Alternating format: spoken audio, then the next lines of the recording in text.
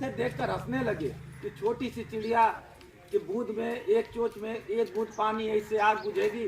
तो चिड़िया मुस्कुरा कर कही कि जब इतिहास लिखा जाएगा तो आग लगाने वालों में नहीं, मेरा नाम आग बुझाने वालों में आएगा। बात समझिएगा, लड़ना है आप लोगों के, लड़े के पड़ी, समझे के पड़ी।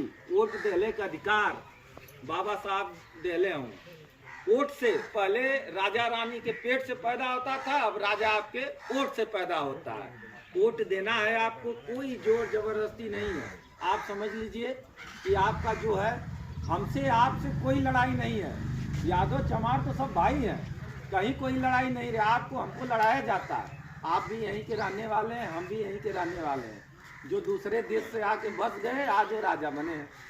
अब उनको हटाना है तो हटेंगे कैसे? जब हम आप सब लोग मिलकर एक हो जाएंगे तब हटेंगे। और जब अपनी आपकी सरकार होगी, आपका प्रधानमंत्री होगा, आपका राष्ट्रपति होगा, आपका बारे में सोचेगा। जो जब जब उसकी कलम चलेगी, आपके हक और अधिकार के, आपके समाज में उत्थान के लिए कलम चलेगी। इसलिए हाथ जोड़ के निवेदन है, ये आखिरी मौका है 2024। अगर ये चुनाव अगर आप लोग नहीं जीते, मोदी को गद्दी से नहीं हटाए, तो सारा हक और अधिकार सब कुछ चला जाएगा। कैसे लड़ाई हम लोग लड़ेंगे? हमारे बच्चे दिन रात काम करते हैं खेत में काम करने के बाद समय बचता तो जाके सरकारी स्कूल में पढ़ते हैं। उनके बच्चे एसी बस में जाते हैं, एसी स्कूल में पढ़ते हैं, घर पर ट्यूशन। तो आरक्षण क्यों नहीं हम मांगे? आरक्षण हमारा अधिकार है। आप एक समान कर दीजिए ना, एक समान सबको सुख दे दीजिए, सुख सुविधा सबको दे दीजिए। हमारे भी बच्चे इंग्लिश मीडियम स्कूल में पढ़ें, हमारे भी बच्चे एसी बस में जाएं, घर पर एसी लग जाए, इनको 24 घंटा बिजली की व्यवस्था हो जाए, पढ़ाई की व्यवस्था दीजिए, तो हमारे बच्चे उनसे भी आगे निकल जाएंगे। एक तरफ आप उनको सुविधा दे के पढ़ाते हो, बिना परीक्षा के 350 लोग IAS बना दिए गए इस देश में। हमारे बच्चे आरक्षण के नाम पर इंटरव्यू में जब जाते हैं तो जात देखकर नंबर दिया जाता है, हमारे बच्चों को फेल कर दिया जाता है। हमारे बच्चे कमजोर नहीं है, हमारे नौजवान छोटे भाई कमजोर नहीं है, लेकिन उनको फेल कर दिया जाता है इंटरव्यू में। बाबू साहब का, पंडित जी का 50 में आई 47 नंबर, हमारे तोरे बिरादरी के लेखन का आई 22 नंबर, 23 नंबर। नौकरी कहाँ से मिली? अगर आप नौकरी नहीं रहेंगे, आप सत्ता में भागीदारी नहीं करेंगे, आपके पास अधिकार नहीं होगा, तो आप क्या कर पाएंगे? कोई परिवर्तन नहीं कर पाएंगे। चंदन अगर आज विधायक कि आपके करोड़ों का भविष्य खत्म किया जा रहा है। आज आपके बच्चे कमाएंगे नहीं, लड़ाई नहीं लड़ेंगे, अधिकारी नहीं बनेंगे, इंजीनियर, डॉक्टर, शिक्षक नहीं बनेंगे, तो हमारा समाज कैसे आगे जाएगा? आज हम आप अलग नहीं हैं। 85% बहुजन समाज, उसी बहुजन समाज में यादव आता है, चमार आता है, लोहार आता है, कुहार आता है, मुसलमान आता है, बिंद आता है, कश्यप आता है, दुनिया आता है, बादशाह आता है, सब लोग आते हैं।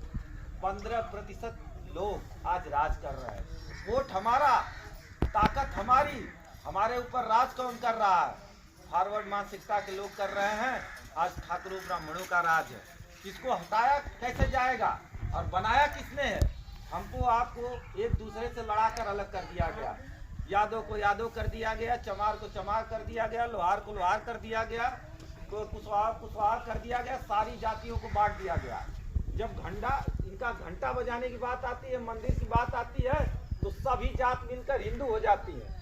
और जब हक हिस्सा देने की बात आती है तो सभी जातियां अलग अलग कर दी जाती हैं। ये आप सोचिए, पढ़े लिखे लोग हैं, जागरूक हैं, लड़ाई तो लड़ना पड़ेगा। अगर हमारे पूर्वज, हमारे बड़े बुजुर्ग लड़ाई नहीं लड़ते तो हम आप आज इस काबिल नहीं होते। आप समझिए कि कितनी बड़ी लड़ाई लड़े होंगे उस समय।